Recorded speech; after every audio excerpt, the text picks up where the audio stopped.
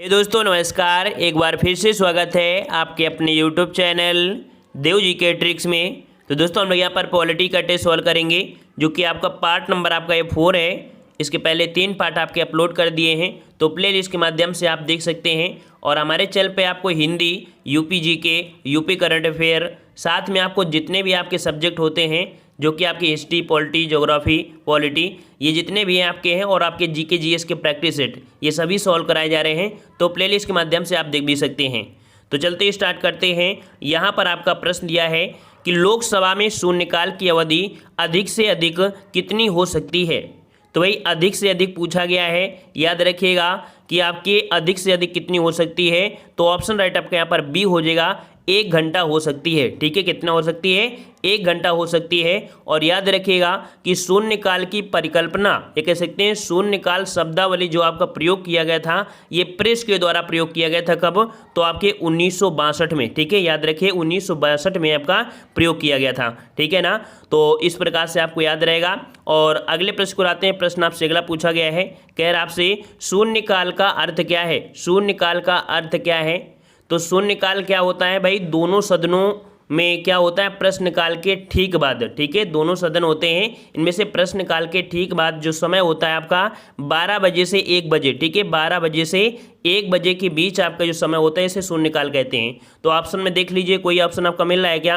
तो जब विपक्ष का प्रस्ताव मान लिया जाए, तो ये तो आपका गलत हो जाएगा।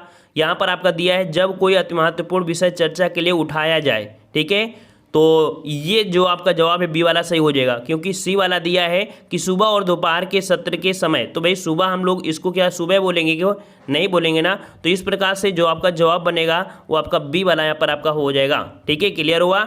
और अगले प्रश्न को आते हैं। प्रश्न आपसे अगला पूछा गया है, कह रहा आपसे कि लोकसभा में सदस्यों द्वारा निजी विधेयक पेश करने की सूचना अवधि क्या है। लोकसभा में सदस्यों द्वारा निजी विधेयक पेश करने की जो सूचना अवधि है वो आपकी कितनी है। तो जवाब आपका क्या हो जाएगा? तो याद रखिए जवाब हो जाएगा ऑप्शन राइट आपका यहाँ पर 1 माह। कितना हो जाएगा? तो आपकी लोकसभा में निजी सदस्यों द्वारा विधेयक पेश करने की जो आपकी सूचना अवधि है वो आपकी 1 माह होती है। ठीक है, 1 माह होती है। जबकि देखा जाए तो सरकारी सदस्यों को विधेयक पेश करने की सूचना अवधि 7 दिन होती है, मात्र 7 दिन। ठीक है, चलिए अगले प्रश्न को आते हैं। प्रश्न आपसे अगला पूछा गया है कि वर्तमान में लोकसभा निर्वाचन क्षेत्र इस संख्या में 1971 से कोई परिवर्तन नहीं हुआ है। अर्थात जो आपके लोकसभा के सदस्य हैं वो आपके कितने हैं। तो यहाँ पर आपका 74 का जवाब कितना हो जाएगा? तो 74 का आपका जवाब हो जाएगा ऑप्शन राइट आपका यहाँ पर ए नंबर 543। यहाँ पर आपके कितने हो जाएंगे? 543 हैं। याद रखिएगा 543 लोकसभा निर्वाचन क्षेत्र हैं। ठीक है, वो जो आपके 2 होते हैं वो आपके मनोनीत होते हैं, लेकिन 543 आपके निर्वाचित होते हैं। ठीक है ना, ये जो प्रक्रिया आपकी है वो आपकी 1971 से, ठीक है, याद रखिए 1971 की जनगणना के आधार पर आपकी ली गई थी। ठीक है, निश्चित कर दी गई है कि मैक्सिमम संख्या जो आपकी हो सकती है वो आपकी कितनी, तो 552 हो सकती है, ये निश्चित कर दिया गया था। क्लियर हुआ? क्लियर हुआ। और ये कब तक के लिए रखा गया है? 2026 तक। ये जितनी आपकी सीटें हैं 2026 तक यथावत ऐसी आपके रहेंगी। ठीक है, चलिए अगले प्रश्न को आते हैं। प्रश्न आपसे अगला पूछा गया है कि संविधान द्वारा विचार की गई लोकसभा की अधिकतम ताकत क्या है, अधिकतम संख्या क्या है या अधिकतम ताकत क्या है। ठीक है, तो अभी हमने बताया अधिकतम क्या हो सकती है। तो आपके यहाँ पर देखो दिया गया है लोकसभा, और लोकसभा में आपकी कितनी, तो ऑप्शन आपके यहाँ पर 75 का हो जाएगा आपका सी नंबर 552 हो सकती है। इनमें से क्या होता है 530 कहाँ से होते हैं? 530 आपके जो सदस्य होते हैं वो आपके राज्यों से होते हैं। ठीक है, जो निर्वाचन क्षेत्र से। और आपके जो 20 होते हैं वो आपके कहाँ से होते हैं, तो आपके संघीय क्षेत्रों के निर्वाचित आपके होते हैं। ठीक है, क्लियर हो गया। चलिए अगले प्रश्न को आते हैं। प्रश्न आपसे अगला पूछा गया है कि लोकसभा में कितनी सीटें अनुसूचित जाति और अनुसूचित जनजाति के प्रतिनिधियों के लिए आरक्षित हैं। तो याद रखिए अनुसूचित जाति और अनुसूचित जनजाति, SC और ST, इनके लिए जो आपकी कह सकते हैं ये आपकी हैं, वो आपकी हैं ऑप्शन राइट आपका डी हो जाएगा 131। याद रखिए कितनी आपकी है, तो 131 हैं, जिनमें से कह सकते हैं कि 84 सीटें। ठीक है, इसमें से 84 सीटें जो आपकी हैं वो अनुसूचित जाति के लिए हैं। ठीक है, अनुसूचित जाति के लिए। और जो आपकी 47 सीट बची ये आपकी अनुसूचित जनजाति के लिए आपकी हैं। ठीक है ना, क्लियर हुआ। और भारतीय संविधान के अनुच्छेद जो आपका 330 है, ठीक है, अनुच्छेद 330 है, इसमें लोकसभा में अनुसूचित जातियों और अनुसूचित जनजातियों के लिए स्थानों का आरक्षण का प्रावधान दिया गया है। कभी पूछ ले कि अनुसूचित जाति और अनुसूचित जनजाति के आरक्षणों का जो प्रावधान है आरक्षण वो आपके किस में, तो आपका आर्टिकल 330 है। क्लियर हो गया। चलिए अगले प्रश्न को आते हैं। प्रश्न आपसे अगला पूछा गया है, कह रहा आपसे लोकसभा के सदस्यों का कार्यकाल कितने वर्ष होता है। बिल्कुल छोटा मोटा प्रश्न है और हमेशा से पूछा जाता है। कोई भी प्रश्न आपका सरल हो लेकिन होता तो आपका बराबरी का होता है ना। तो यहाँ पर आपका जवाब क्या बनेगा, तो जवाब हो जो ऑप्शन राइट आपका यहाँ पर डी नंबर कितना होता है भाई, तो आपका 5 वर्ष होता है। ठीक है, कितना होता है, 5 वर्ष होता है। लेकिन यहाँ पर एक पॉइंट ये भी होता है कि राष्ट्रपति के द्वारा लोकसभा को समय से पूर्व भंग भी तो किया जा सकता है। लोकसभा को राष्ट्रपति के द्वारा भंग भी किया सकता है। क्वेश्चन आपसे पूछेगा कि लोकसभा को कौन भंग कर सकता है, कौन भंग कर सकता है, तो प्रधानमंत्री के परामर्श के आधार पर राष्ट्रपति के द्वारा लोकसभा को भंग भी किया जा सकता है 5 वर्ष से पहले। ये भी पॉइंट आपको याद रखना है। ठीक है ना। और अगले प्रश्न को आते हैं। प्रश्न आपसे अगला पूछा गया है कि लोकसभा के पहले स्पीकर कौन थे। लोकसभा के पहले स्पीकर कौन थे, पहले अध्यक्ष कौन थे आपके, तो याद रखिए ये आपके कौन है। ऑप्शन आपका यहाँ पर हो जाएगा, ऑप्शन आपका हो जाएगा ए नंबर जीवी मौलंकर अयंगर। ठीक है, कौन आपके हैं, जीवी मौलंकर अयंगर, अर्थात इन्हें बोलते हैं गणेश वासुदेव मौलंकर। ठीक है ना। ये आपके 52 से 56, ठीक है, 1952 से लेके ये 1956 तक आपके कह सकते हैं रहे थे। ठीक है। और वर्तमान में अगर पूछे वर्तमान में कौन है, तो आपके ओम बिरला। ठीक है, कौन आपके ओम बिरला हैं। ठीक है। और वहीं पर देखा जाए कि जो अगले प्रश्न को आते हैं, चलो आगे पॉइंट देख लेते हैं। कह रहा आपसे कि भारत में निम्नलिखित में से किस लोकसभा अध्यक्ष का कुल कार्यकाल सर्वाधिक रहा है। ये क्वेश्चन आपका है। तो याद रखिए कि यहाँ पर देख सकते हैं लोकसभा का जो कुल कार्यकाल देखा जाए सर्वाधिक ये आपका रहा है वो किसका, तो 79 का जवाब जो बनेगा वो आपका बनेगा ऑप्शन राइट। यहाँ पर आपका C number doctor Balram Jakhar. ठीक है, किसका भाई, तो डॉक्टर बलराम जाखड़ का है। ये आपके कह सकते हैं 1980, कब से, तो आपके 22 जनवरी 1980 से लेके 15 जनवरी 1985 तक। ठीक है, 15 जनवरी 1985 तक कह सकते हैं ये आपके कार्यकाल रहे हैं। और इसके बाद देखा जाए तो 16 जनवरी 1985 से 18 दिसंबर 1989 तक लोकसभा के अध्यक्ष रहे हैं। ठीक है। और कह सकते हैं कि ये मतलब इनका कार्यकाल देखा जाए तो लगातार 2 बार आपका पूर्णावधि के लिए बना है। ठीक है, समझ में आ गया ना। चलिए एकमात्र ऐसे ही अध्यक्ष हैं जो लगातार आपके बने हैं। और अगले प्रश्न आपसे पूछा गया है कि उत्तर प्रदेश में कुल कितने लोकसभा संसदीय क्षेत्र हैं। उत्तर प्रदेश में कुल कितने लोकसभा संसदीय क्षेत्र हैं, काफ़ी अच्छा आपका प्रश्न है आपका।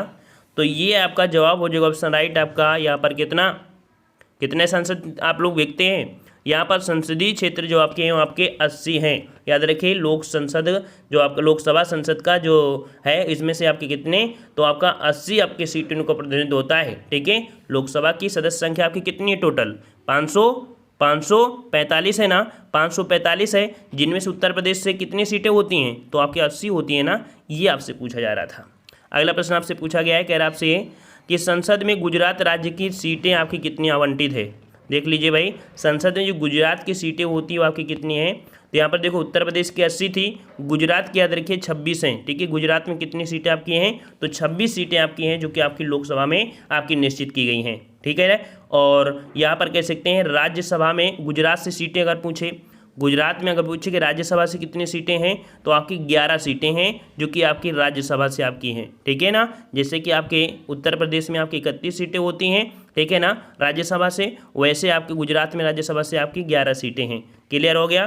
कुल मिला के देखा जाए तो यहाँ पर आपकी 37 सीटें हैं जो कि आपके गुजरात में है। गुजरात से क्वेश्चन ज़्यादा पूछा जाता है, इस कारण से हमने यहाँ पर आपको बता दिया। क्लियर हो गया। चलिए अगले प्रश्न को आते हैं। प्रश्न आपसे अगला पूछा गया है, कह रहा आपसे कि भारतीय संसद में मंत्रिमंडल के विरुद्ध अविश्वास प्रस्ताव पेश करने के लिए न्यूनतम सांसदों के समर्थन की आवश्यकता होती है। याद रखिएगा, अगर किसी पर अविश्वास प्रस्ताव या कह सकते हैं उसके विरुद्ध अविश्वास प्रस्ताव पेश करना है तो इसके लिए न्यूनतम जो सांसद के समर्थन की जो आवश्यकता होती है वो आपकी कितनी होती है, तो न्यूनतम की बात किया है तो न्यूनतम आपके 50। ठीक है, 50 आपके कह सकते हैं कि सांसदों के समर्थन की आवश्यकता होती है। ठीक है, 50।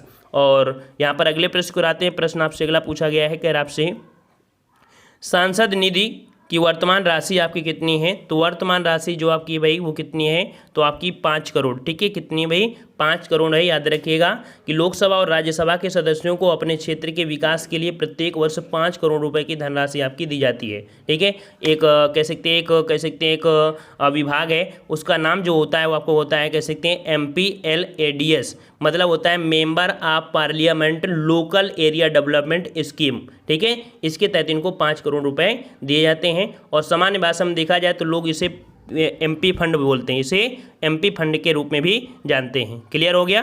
क्लियर हो गया। चलिए अगला प्रश्न जो कि आगे आया है संघीय कार्यपालिका से।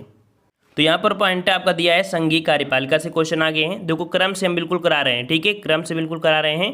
तो यहाँ पर अगला क्वेश्चन आपका दिया गया है कि भारत के केंद्रीय मंत्रिमंडल में अधिकतम कितने मंत्री हो सकते हैं। भारत के केंद्रीय मंत्रिमंडल में अधिकतम कितने मंत्री हो सकते हैं। तो याद रखिए कितने हो सकते हैं। तो याद रखिएगा ऑप्शन आपका यहाँ पर ए हो जाएगा, लोकसभा की कुल संख्या का 15%। ठीक है, लोकसभा की जो आपके कह सकते हैं संख्या उसकी कुल 15% आपकी यहाँ पर हो सकती है, जिनमें देखा जाए तो लगभग आपकी जो संख्या आती है वो आपकी 40 आ जाती है। ठीक है, टोटल निकालेंगे तो लगभग 40 संख्या आपकी हो जाती है इन दोनों सदनों को मिलाने से। ठीक है, और यहाँ पर अगले प्रश्न को आते हैं। प्रश्न आपसे अगला पूछा गया है, कह रहा आपसे यहाँ पर कह रहा आपसे कि संविधान ICC और चुनाव आयुक्तों के कार्यकाल की सुरक्षा निश्चित करता है।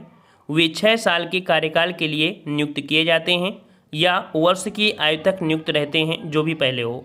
सिंपल सी बात ये कह सकते हैं कि इनकी जो कार्यकाल होता है वो 6 मतलब कह सकते हैं 6 वर्ष के लिए होता है, लेकिन उम्र भी इनकी ज़रूरी होती है कि अगर ये कह सकते हैं कि आपके ऑप्शन यहाँ पर बनेगा बी नंबर कि 65 वर्ष के अगर हो जाते हैं तो ये आपके हट जाएंगे, ज़रूरी नहीं है कि वो आपके 6 वर्ष के लिए हों। क्लियर हुआ?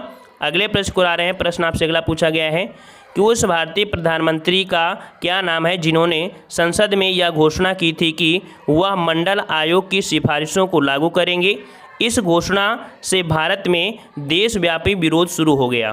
तो कह सकते हैं कि यहाँ पर आपसे पूछा है जिन्होंने संसद में घोषणा की कि वह मंडल आयोग की सिफारिशों को लागू करेंगे। इस घोषणा से भारत में देशव्यापी विरोध शुरू हुआ था। ये जो हुआ तो ऑप्शन आपका बी हो जाएगा VP सिंह। ठीक है, आपके कौन है? आपकी VP सिंह मतलब आपके विश्वनाथ प्रताप सिंह है, जो कि भारत के प्रधानमंत्री रहे हैं। ठीक है, और कह सकते हैं कि इन पर कह सकते हैं अविश्वास प्रस्ताव के द्वारा हटाए जाने वाले प्रथम प्रधानमंत्री थे। ये आपको पॉइंट याद रखना है कि अविश्वास प्रस्ताव द्वारा हटाए जाने वाले प्रथम प्रधानमंत्री आपके थे। ठीक है ना, और इन्हीं के कार्यकाल में घोषणा की गई थी कि वो संसद में मंडल आयोग की सिफारिशों को लागू करेंगे, जिसके कारण भारत में देशव्यापी विरोध आपके शुरू हो गए थे। ठीक है, और अगले प्रश्न को आते हैं। प्रश्न आपसे अगला पूछा गया है, कह रहा आपसे कि 1966 में जब अटल बिहारी वाजपेयी पहली बार प्रधानमंत्री बने थे तो उनके प्रधानमंत्री के रूप में काम करने की लगभग अवधि कितनी थी। तो देखो समय आपको दे दिया गया है आपका 1996। ठीक है, तो यहाँ पर इनकी जो आपकी अवधि थी वो अवधि आपकी थी 2 हफ्ते थी मात्र। याद रखिए कितने थी आपकी, तो 2 हफ्ते थी। यहाँ पर पॉइंट आपको याद रखना है। ठीक है, और यहाँ पर अगले पॉइंट का आते हैं। पॉइंट आपसे अगला पूछा गया है, पॉइंट कह रहा आपसे निम्न में से किसने कभी भी भारत के उप प्रधानमंत्री के रूप में कार्यभार नहीं संभाला है। उप प्रधानमंत्री के रूप में पूछा गया है, तो याद रखिए उप प्रधानमंत्री के रूप में कार्यभार जो नहीं संभाला है वो आपके हैं VP सिंह। याद रखिए कौन आपके हैं, तो VP सिंह है, जो कि स्वतंत्र भारत के 8वें प्रधानमंत्री थे। ठीक है, ये उत्तर प्रदेश के मुख्यमंत्री भी रह चुके हैं और इन्होंने भारत के उप प्रधानमंत्री के पद की कभी भी सुशोभित नहीं किया है। क्लियर हो गया? चलिए अगले प्रश्न को आते हैं। प्रश्न आपसे अगला पूछा है कि संसद के खर्च किसके द्वारा नियंत्रित किए जाते हैं। संसद के खर्च किसके द्वारा नियंत्रित किए जाते हैं। तो यहाँ पर राष्ट्रपति, वित्त आयोग और आपका दिया गया है प्रधानमंत्री और आपके नियंत्रक महालेखा परीक्षक। तो याद रखिए संसद के जो आपके खर्च होते हैं वो आपके नियंत्रक और महालेखा परीक्षक के द्वारा आपके नियंत्रित किए जाते हैं। ठीक है, नियंत्रक और महालेखा परीक्षक, इसे रट लीजिएगा, काफ़ी अच्छा आपका प्रश्न है। और अगला प्रश्न आपसे पूछा गया है, कह रहा है भारत सरकार का प्रथम वित्त अधिकारी कौन होता है। भारत सरकार का प्रथम वित्त अधिकारी कौन होता है। तो याद रखिए ये आपके कौन होते हैं, तो ऑप्शन राइट आपका हो जाएगा यहाँ पर C number, attorney general of India. ठीक है, अटॉर्नी जनरल ऑफ इंडिया अर्थात आपके महान्यायाधीश होते हैं, जो कि भारत के प्रथम वित्त अधिकारी होते हैं। ऑप्शन आपका सी हो जाएगा। अगला प्रश्न आपसे पूछा गया है कि भारत सरकार का मुख्य वित्त अधिकारी कौन सा होता है। तो सिंपल सी बात है महान्यायाधीश हो जाएगा। अगला प्रश्न आपसे दिया है कि केंद्रीय सतर्कता आयोग अपने पद पर बना रह सकता है। केंद्रीय सतर्कता आयुक्त अपने पद पर बना रह सकता है तो वो आपके कितने बना सकता है, ये क्वेश्चन अब बहुत IMP है। तो याद रखिएगा ये बना रह सकता है आपके 4 वर्ष या आपको कह सकते हैं 65 वर्ष। याद रखिएगा पॉलिटी में आपको क्वेश्चन कितने भी मिलेंगे, हमेशा आपको 5 65 6 65 मिलता है, लेकिन जो केंद्रीय सतर्कता आयुक्त है वो अपने पद पर आपके 4 वर्ष या आपको कह सकते हैं 65 वर्ष आपका रह सकता है, ठीक है ना। मतलब जिसे बोलते हैं चेयरपर्सन, ठीक है।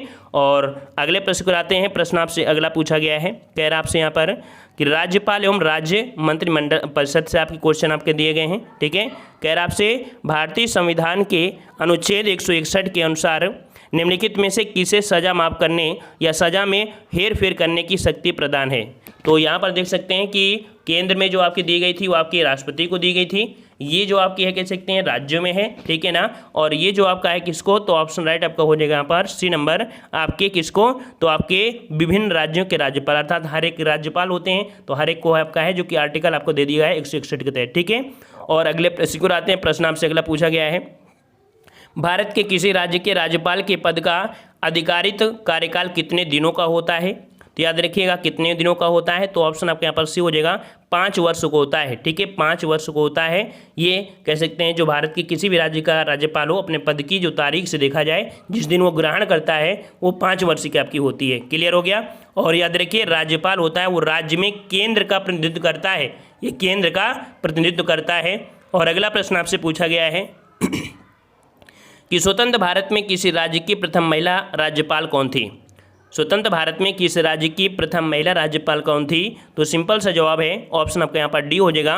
ये आपकी सरोजिनी नायडू है जो कि स्वतंत्रता प्राप्ति के बाद उत्तर प्रदेश राज्य की पहली महिला राज्यपाल आपकी बनी थी, ठीक है ना। इनका जन्म आपके हैदराबाद में हुआ था, ये पॉइंट भी आपको याद रखना है। इन्हें सरोजिनी नायडू अर्थात कह सकते हैं भारत की कोकिला के नाम से भी इन्हें जाना जाता है, ठीक है। एक क्वेश्चन अगले प्रश्न को आते हैं, कह रहा है कि भारत में किसी राज्य के राज्यपाल की नियुक्ति प्राधिकारी निम्नलिखित में से कौन करता है। तो भाई राज्यपाल की जो नियुक्ति होती है वो किसके द्वारा होती है, किसके द्वारा होती है, तो जवाब आपका हो जाएगा यहाँ पर C नंबर, या आपके भारत के राष्ट्रपति के द्वारा की जाती है, ठीक है। भारत के राष्ट्रपति के द्वारा की जाती है, याद रहेगा। और जो भाग आपका 6 है, ठीक है, कौन सा भाग, तो भाग आपके 6 में, क्योंकि कभी कभी भाग भी पूछ लेता है, तो भाग 6 में जो आपके 153 से लेके 167 तक आपके हैं वो राज्यपाल से संबंधित आपके वर्णन हैं। अगला प्रश्न आपका दिया गया है कि भारत के निम्नलिखित में से किसके विरुद्ध अभियोग चलाने का प्रावधान नहीं है। तो देखिए अभियोग दिया है, ठीक है, विरुद्ध अभियोग अर्थात जिसे बोलते हैं महाभियोग। तो यहाँ पर अभियोग शब्द देखो, महाभियोग नहीं बोला गया, अभियोग बोला गया है, क्योंकि महाभियोग शब्द केवल सिर्फ राष्ट्रपति के लिए प्रयोग करते हैं। अदर जो होते हैं उन पर कह सकते हैं कि उन्हें कह सकते हैं अतिक्रमण के आधार पर इन्हें हटाने के हिसाब से होता है, ठीक है। कदाचित बोल देते हैं, कदाचित, है ना, मतलब उन्हें अयोग्यता के आधार पर।